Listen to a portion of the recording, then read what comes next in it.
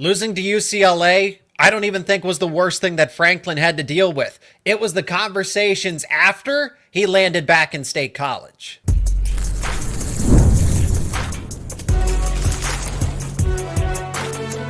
You are Locked On College Crossover, part of the Locked On Podcast Network. Your team every day.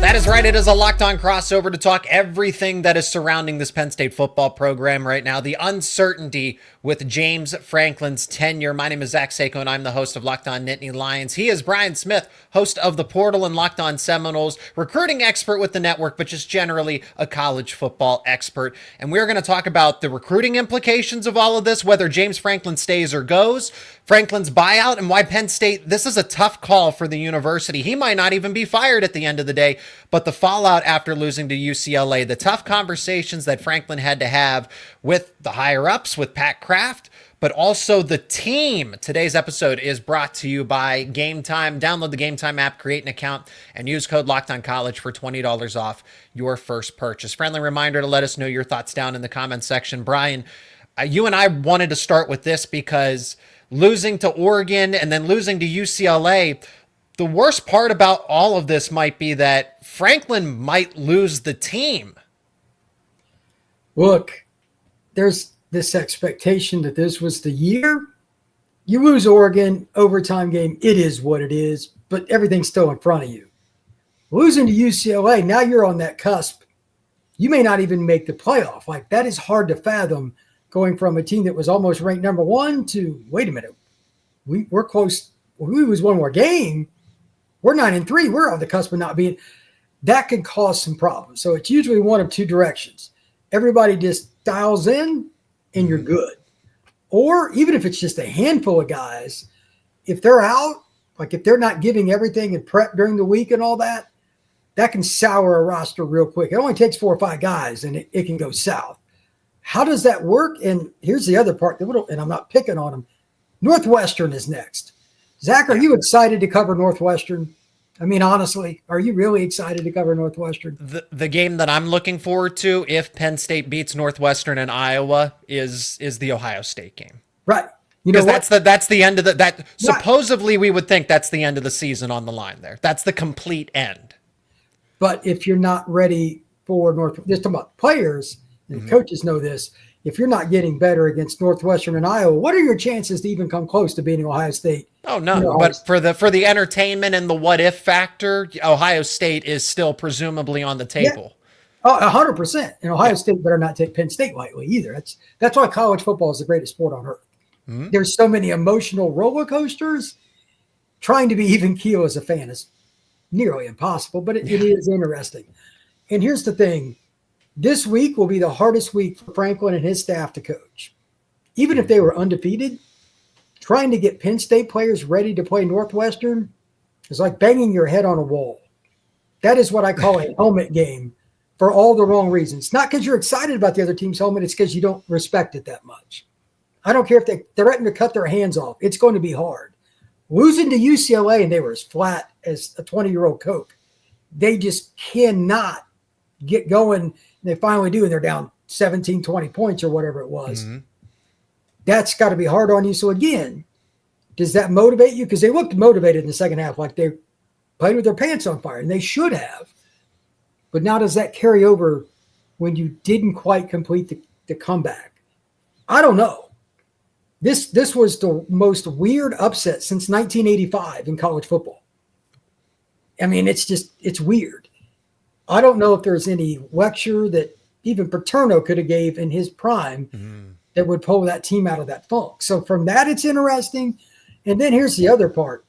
There's buy-in and all that. And I'm sure that, behind closed doors, you'll never hear this publicly. The AD, other people in the athletic department, is their job. What's the pulse of the roster? Are we going to lose anybody, et cetera? In the portal era, that's possible. I don't think that's the case because I think Penn State's culture has been really, really good. Mm-hmm. But they weren't ready for UCLA, so you have to at least have it on your radar. That's just part of it. And it's, again, this is the part of the dynamic of college football that makes it more unique than anything else. It's not like the NFL. Well, I'm mad at the head coach, but I'm under contract. Doesn't work that way in college. So the contract NIL, they can get around and the kid weeps. So many little snippets right there, man. It's really fascinating. So we'll get to your perspective on what those conversations behind closed doors look like with Pat Kraft and anybody that's, really high up that, has some influence or a lot of influence on the program. Let me respond to a couple of things that you said, because a bunch, obviously everything stood out, but the things that one, Franklin looks defeated. Brian, I don't know if you watched a lot or any of the press conference or snippets of it, but he just looks defeated. From the way that the discourse has been online, and I know that I don't think that James Franklin lives online, but somehow he does. He is always aware of what the media is saying and what the feedback is and what the comments are. So whether that is brought to his attention by the people that help him in the communications department, or it's James Franklin saying, let me scroll through everything. What's my news feed look like? He seems defeated. So something was said or a conversation was had that he didn't like. He says the team is still bought in, but the way that he is acting and the way that he is having his most recent press conference leads me to believe otherwise. As far as the team dynamic goes, I would like to think that most people are at least are going to stay bought in, but it is the energy factor. What is the energy level? Because this is a senior-laden team. So you say, is there going to be a roster fallout this offseason with the transfer portal and everything like that? The team's already going to turn over as it is. Drew Aller's going to the NFL, both running backs, a majority of the offensive line, a majority of the defensive line, a majority of the secondary. All those guys are going to the NFL. So there's going to be roster turnover as it is. And you said how this is different between NFL contracts and NIL payments. NIL payments are paid up front. Like, they already got their due.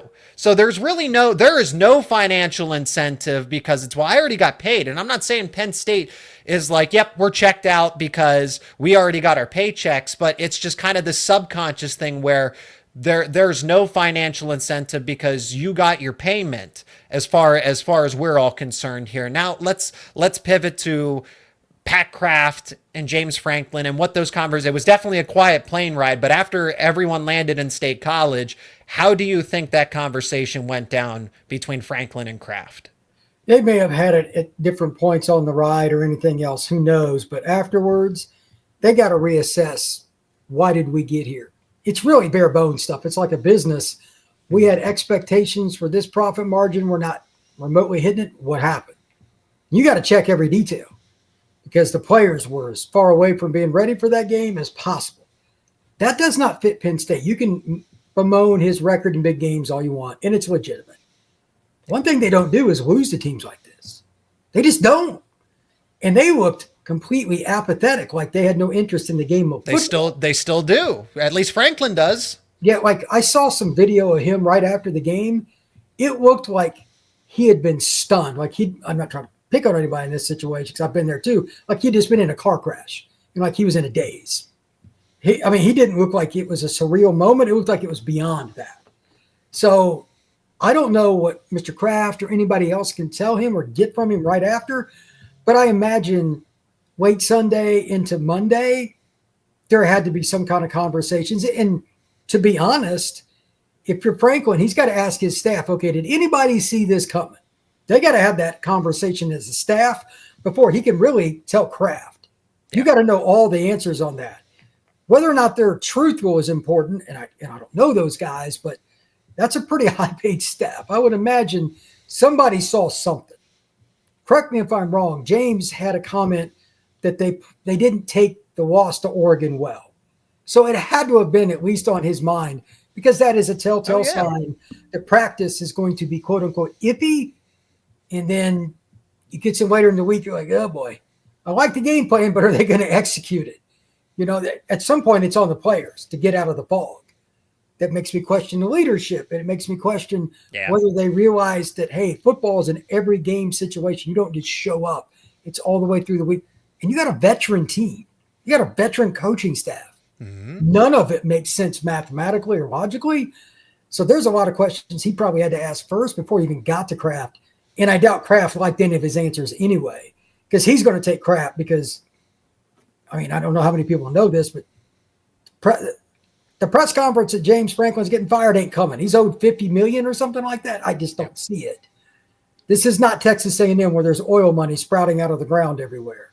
They're not going to look to be that way. They're probably going to be more judicious, I would imagine, unless he moves on his own accord, which is possible. I don't think James Franklin's going anywhere.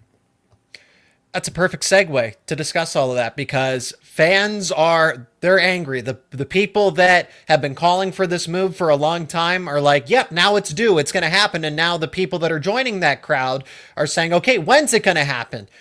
There is a strong chance that none of this happens, because Penn State is in a tough spot to make this kind of decision. We're going to talk about it next here on this Locked On Crossover.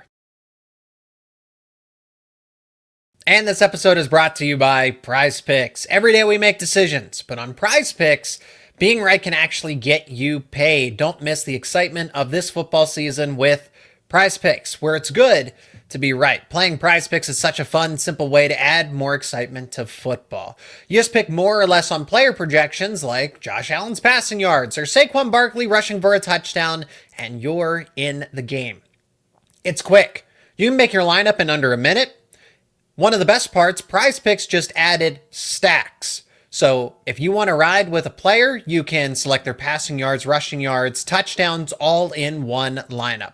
It's also fun to follow other players in the app and copy their lineups with just one click. And the new injury reboot feature, if your player leaves early and doesn't return, it won't count against you. Download the PrizePicks app today and use code LOCKEDONCollege to get $50 in lineups after you play your first $5 lineup. That is code LOCKEDONCollege for $50 in lineups after you play your first $5 lineup. PrizePicks, it's good to be right. It's the buyout. Simply put, James Franklin, Brian, again, if you listen to some of these press conferences, Franklin makes it very apparent that he's had tons of success over the decade and how he's revitalized the program and other programs would be envious of where they are. Fine, that may be true, but I am also now going to side on the fact that you're only as good as your last game. What you did in 2017 and 2018 do not compare anymore when you called this the best roster, the best personnel that had ever been assembled in your tenure. So they are well short of expectations. Now, I say the season's over because Ohio State and Indiana, I think those teams are just flat out better, and I don't really give Penn State a fighting chance. If somehow they're able to, reset themselves, the bye week or whatever, they get a couple of wins, the season's still alive. In theory, you can go 10-2, win those two games, and I think the committee would be like, you know what, the resume is good enough. Okay, we'll let you in as an at-large. But we're talking about the potential if and when that doesn't happen, Franklin's not going to be, it's not as simple as, yep, he's fired today because of that $56 million buyout that you alluded to in the first segment. Yeah, at the end of the day, but it's a famous saying, and it's kind of a shot at Penn State in this situation. It's not meant to be. It's not who you fire, it's who you hire. And in this case, who's paying for all this? I mean, that's another famous line, because if you fire him, you just hired Knowles. Do you think Knowles is going to walk without getting paid? Do you think the offense coordinator, you know what I mean? Like they would owe something like $70 million or more just to get the guys gone. Yeah. That's not realistic. It's the staff and the guarantees for the staff as well. That's how, for those who don't know, these contracts, that's guaranteed cash, brother. How it's paid out can be different per contract. Yeah. Some of it's up front within 90 days, blah, blah, blah. Then the payments over 5 years, blah, blah, blah. They don't want to pay any of it. But they didn't think they were going to have this conversation either. So, yeah, I don't see it. And to be honest, unless James just wants to go to the NFL and be a coordinator or something like that, kind of do what Gus Malzahn did when he left UCF to go to Florida State or something, I think he's going to be the coach at Penn State for the foreseeable future, the next 2-3 years at least. Why would he want to leave? Why would Franklin want to leave? Because I will give him credit for people may say that, oh, he's holding Penn State hostage in a sense. I will frame it this way, though. He did himself a lot of favors and his agent to get him that much stability. Sure. Now, he may be in control of the situation, And you're probably not going to give a lot of props to the former athletic director and Sandy Barber for allowing those, because that happened pre-Pat Kraft. This is not Pat Kraft's responsibility. He's dealing with the consequences of it since it's gone this way. But Franklin has created so many guarantees for himself that Penn State is now stuck with him one way or another. If he does not want to leave, if he doesn't want to agree to a mediated buyout somewhere in the middle, or say, hey, I'll go find another job and you can pay me half or whatever, why would Franklin even want to sacrifice half? Why would he say, you know what, I'll take $28 million and I'll be on my way? Why would he want to do that? He's not. And his agent would tell him to pound sand anyway, because he's getting part of this too. That's just not how it works. Yeah. He's got to want to leave on his own accord, and that's always possible. And what job would open up for Franklin that is better for him? The ones that come to mind that are kind of those niche jobs where I think Franklin would actually succeed, because you can't just drop him in any program and say, yeah, he'll turn it around, or he'll keep the standard like Alabama, Georgia. I don't think he would succeed there. But University of Florida, I think he'd do better than Billy Napier, and that's still a Power 4 SEC job. USC. If Lincoln Riley, for whatever, were to split from USC, that's a job that I've always heard that people have heard Franklin linked to. LSU, for whatever reason, if they and Brian Kelly parted ways, why would Franklin want to take a step back from a job where he has no security, no stability, like a Virginia Tech? You mean to tell me he's going to settle when he's just spent 12 years at Penn State? Yeah, you hit it right. I think LSU's the dark horse there, because they expect to win 10 games this year, and they ain't winning 10 games. I don't know if they like Brian Kelly. I don't know if anybody who employs Brian Kelly likes Brian Kelly. The answer to that is no. But the point is still the same. I can tell you that from fans from multiple places. But the point is still the same. They're not going to achieve that. Could be an opening, and that's as easy a job for recruiting as there is in the country. Yeah. I can assure you, to somebody that covers it. Franklin would kill it there in that regard. I think he would, yeah. At any of those schools that I named. Yeah. But those are the only three. Virginia Tech's a perfect setup for him. Virginia Tech is kind of a soft landing, I suppose, to... You can go 8-4 and make them happy. Yeah. You can, if you go to a bowl game at this point, after what they're going through, the crap now, they'd be happy. But would James be happy with that? Would he want to go to the ACC? Would he want to take a massive pay cut like that and a massive resource cut? Why would Franklin want to leave Penn State? Yeah, I don't think he would. So for all those reasons, we're going to be talking this next summer about Penn State's preseason camp with James Franklin running the program. Go ahead and call that right now. Okay. If it doesn't happen, I will be shocked. The only way it doesn't, he wants to leave, and there's if the LSU job comes open, nobody Exactly. I mean, even if you're a Penn State fan, that's a pretty easy gig. You can recruit 80% of your roster within a 300-mile radius of where you are and have a top 5 roster. It's insane. So that aside, there aren't many jobs like it.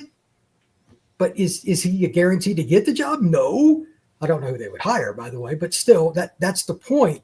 You have to find that perfect job for him to leave Penn State. It's a top 15 job in college football by any metric. Mm-hmm.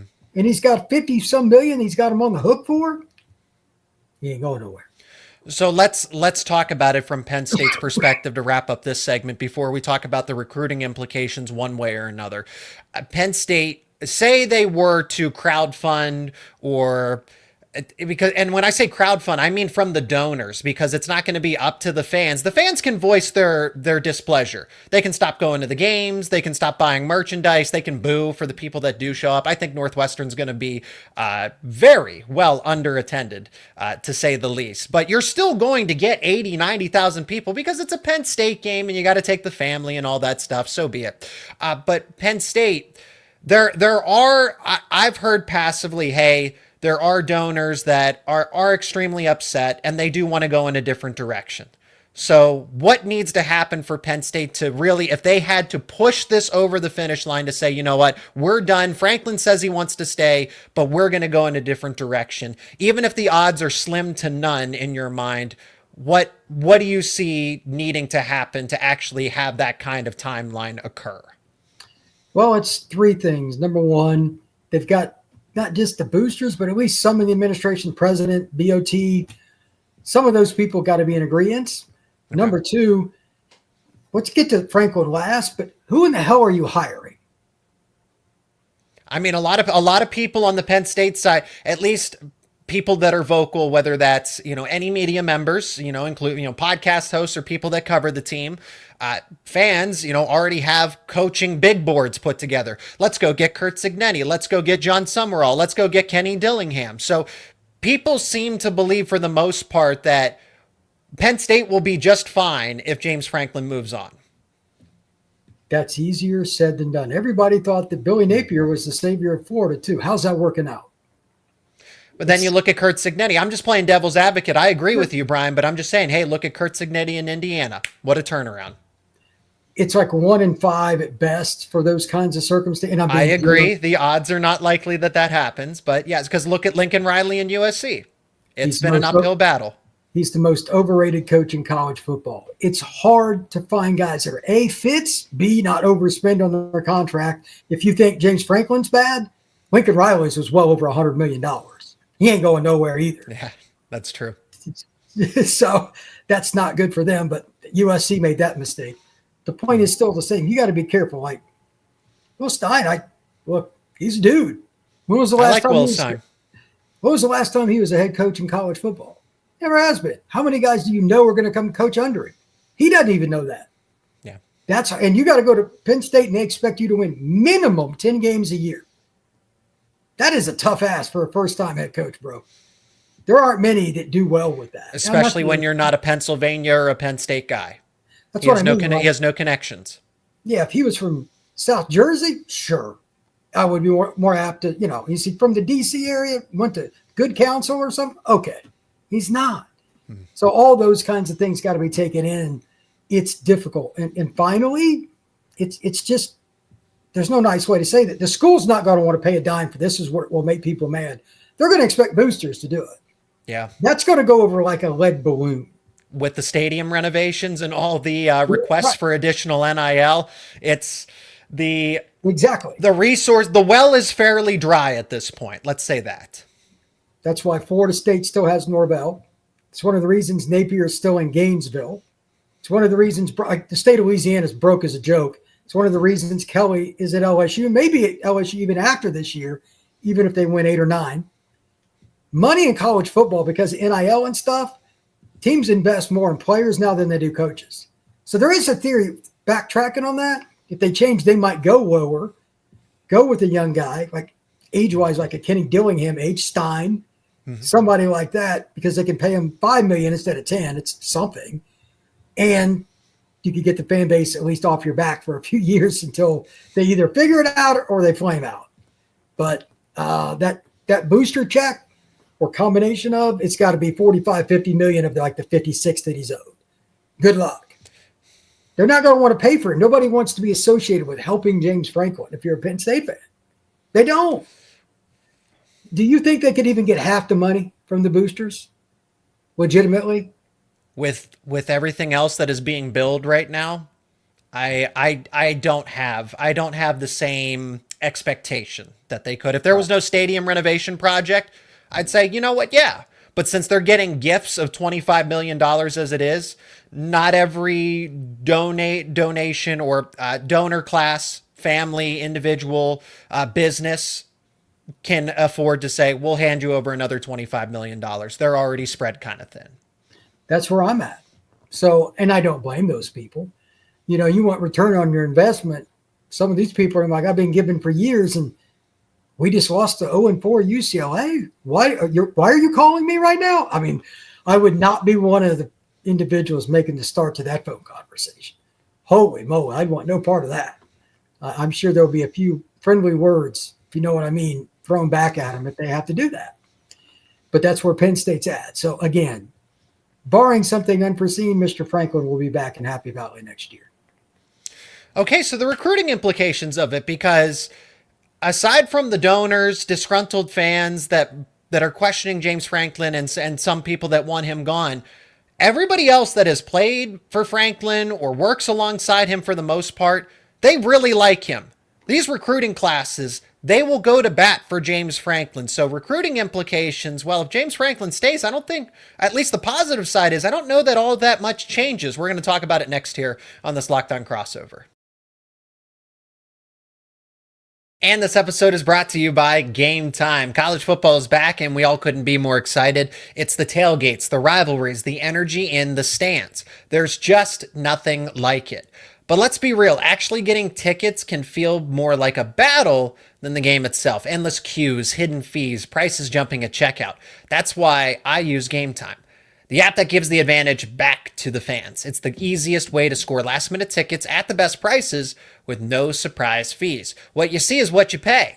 You can pull up Game Time, and in just a couple taps, you'll see amazing deals. I'm talking about your favorite college football games for as low as $25. And one of the best features about Game Time, if you've never used it, is the point of view feature, where if you've never been to a stadium, you've never been to a venue, a ballpark, for a concert, or a sporting event, you can see your point of view ahead of time, so there's no second guessing, there's no wondering. Take the guesswork out of buying tickets with Game Time. Download the Game Time app, create an account, use code LOCKEDONCollege for $20 off your first purchase. Terms apply. Again, that is promo code LOCKEDONCOLLEGE for $20 off. Swipe, tap, ticket, go. Download Game Time today. This episode is brought to you by Square, your favorite neighborhood spots run on Square. There are certain businesses that make the neighborhood the neighborhood. These are places that become an extension of home. Whether it's a sports bar dedicated to your team's fan base, the spot with the best wings in town for game day, or that beloved local chain that's been rooted in your community for years, these businesses are what bring people together. When the neighborhood businesses thrive, the whole neighborhood thrives. Take Cafe Lamont near State College as an example. When we show up as a community, it means big business for local business owners. Money spent in the neighborhood stays in the neighborhood. Take this as an excuse to go support your favorite local spots and have yourself a day in the neighborhood. Square is a proud partner of more than 4 million neighborhood businesses around the world. You can go to square.com/go/lockedoncollege to learn more, but before you do, go support your favorite neighborhood spot. You'll be happy you did. Square, see you in the neighborhood. Okay, recruiting implications, we're going to go with the timeline where Franklin is still employed, and we think that's the likely result, versus if it doesn't matter who the coach is, just what that would look like for Penn State in a post-Franklin era immediately. So for James Franklin staying, I got to imagine everything stays status quo. I think the NIL conversations get a little more difficult, but Penn State, made that agreement with Adidas. You still have the money that you were able to fund earlier with the class of 2025, the class of 2026 and 2027, right? So Penn State's recruiting classes, I think if Franklin still is employed and is still the head coach of the Nittany Lions going into year 13, the 2026 class will remain intact. The 2027 class is already off to a phenomenal start. Those guys aren't going to decommit unless they're concerned that Franklin's not going to be there. They're committed to him. They're not committed to Penn State. They're committed to Franklin. So they're all going to stay. So at least and I think that's what James Franklin is also using as leverage. Like, hey, if you fire me, you're going to lose a top 10 running back a top 10 player in the country. Other top 50 prospects. We were just getting started. Why are you trying to push me out now? 100%. What do I always say on your show, Zach? Do recruits pick schools or do they pick coaches? They pick coaches. I know, especially old school people hate that, but it's just truth. And Franklin, for whatever you want to say his flaws are, recruiting is not on the list. Their ability to evaluate players that fit the program. And he had a great comment. I don't know if it was ESPN, who it was. He did a video with talking about little things that he looks for in character and different things on whether you would fit into. Like, it was sharp. He gets it. And it's why their culture is so good. That's why prospects and the families love him. They do. Yep. You send your kid there, you're not going to send them with a bunch of morons. Like, you're always going to have some bad apples on every team. It's going to happen. Yeah. But you're going to send your kid, for the most part, around some pretty good players, pretty good people. It keeps kids around. Their transfer situation's not as bad as other programs. All those things are true. And by and large, he's a pretty good coach, but everybody's going to be mad until they beat Ohio State and Michigan. We all know that. Is he better than Ryan Day? No, he's not. Doesn't mean you can't beat them in a game, though. And that's something he needs. If he just beat them once in the last 5 years, he'd probably be off that schneid. Yeah. But they come close, and then they just don't get over the top. They lose by like 10, 6-10, and they have a couple key plays. 3 point, 1 point, 4 points. Yeah, it's been tough. Yeah. So the point is still the same. Those players are coming to play for James, and to a certain degree, some of the assistants too. Yes. But they're attached to James for the most part. Not all. Like, obviously, a certain defensive coordinator that is hired can probably pick up the phone and go a lot of places. But to that point, for the most part, these assistants have stuck around for him. It'll be interesting if he did leave, where he would go and who would go with him. Again, there are a lot of things that go with this. The recruits is just part of it, but that staff's going to implode. You're talking about complete overhaul. You would lose a lot of guys off your roster. Yeah. And I mean, not like 5. I mean, it'd be 10 plus. Next year, you might look at a 6-6 Penn State team. I don't think Penn State fans are ready for that. Matter of fact, I know they're not. It depends. It depends because one of the things that I pointed out, this conversation was a lot different before 2021 because of NIL and the transfer portal. You needed in college football, you needed a 5-year plan. You had to give a college football coach at least at a minimum, if you wanted him to succeed, give him 4 years, 5, maybe even 6 to build the foundation, because Franklin did have a fairly quick turnaround. Despite the sanctions and everything else, from 2014 to winning a Big Ten championship in 2016. But again, that doesn't carry as much weight anymore when you're losing to UCLA. It's not just losing to Oregon. It's not just losing to Ohio State and Michigan anymore. It's losing to UCLA. Okay, so you're not even potentially going 10-2. It's still possible, but you better win out. So that aside, Let's talk about the alternative where Penn State, James Franklin does move on, whether he's fired or they agree to a buyout and he accepts another job or goes into retirement. I don't know what he's thinking. Maybe he's just done with college football. You're right. If they went to go and get an outside hire, I've thought about Terry Smith. He's been the associate head coach for so long. He would probably apply for the job. I don't think he'd get it, but he would definitely be a strong candidate to at least put his name on the list and, have a good interview. The staff would completely turn over, assistants, analysts, and everything alike. He was getting some Penn State players to be on staff, but most of those other people are outside of Penn State. Anyway, what that would look like, we talked about how the seniors are all going to move on. This team is going to have so much turnover as it is, but to say, hey, those up and coming rising players, especially if Franklin were to land in another place like a Florida or an LSU, what's stopping them from transferring there? I think of Darius Dixon.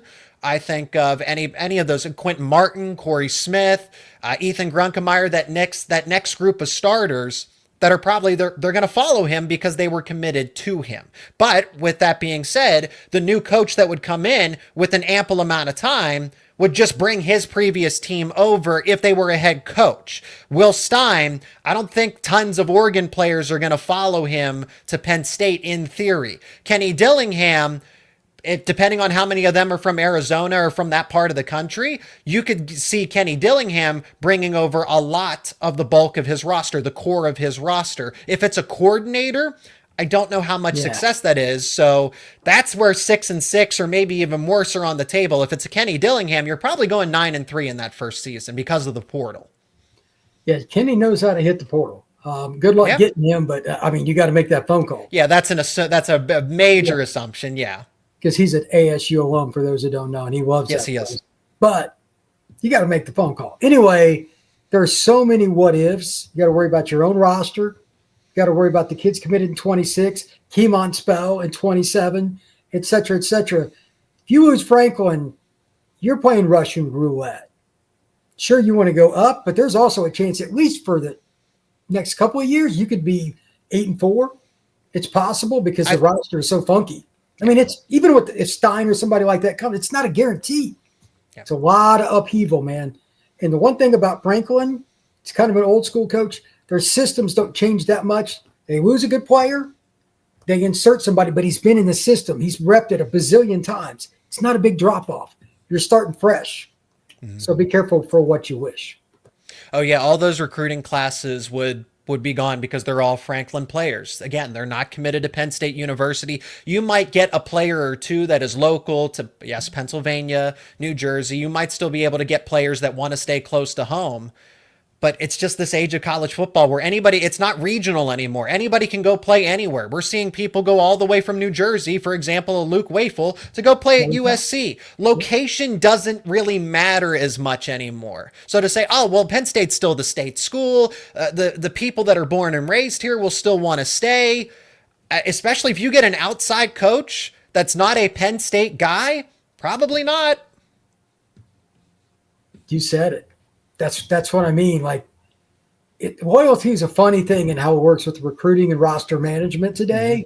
And I'm just looking at that perspective. I mean, you talk about game day coaching. We can all argue about who Penn State should hire. And that's probably one of the 10 best jobs in college football, in my opinion. But it's got to be the right fit. Does your family want to live at the bottom of a mountain, in a small town? Like, there's a million things that go into that. Yeah. Hiring a coach, man, is hard.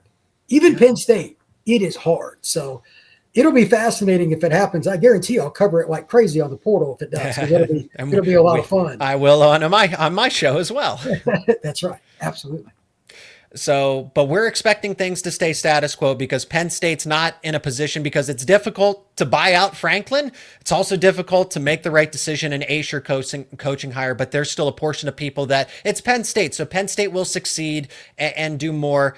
It's not as easy as it sounds. I'm just saying, so be prepared for, but that's the idea. It's like, oh, can Penn State do better than Franklin? To be determined. And that's where we can have plenty of debates about this, because this isn't going anywhere, especially if Penn State does not circle the wagons and finish 10-2. My name is Zach Seiko. I'm the host of Locked On Nittany Lions. He is Brian Smith, the host of The Portal, and Locked On Seminoles, does so much comprehensive college football coverage. Thank you so much for joining us on this crossover episode. Let us know your thoughts down in the comments section about all of it. Coaching changes, where Penn State would be, what the situation with James Franklin. We want to know your thoughts as well. Brian, this isn't the last time we're going to talk about this specifically, because it's going to follow Penn State for the rest of the season, especially if they lose some of those tougher games. So thank you for the time as always, and can't wait for the next conversation. Absolutely.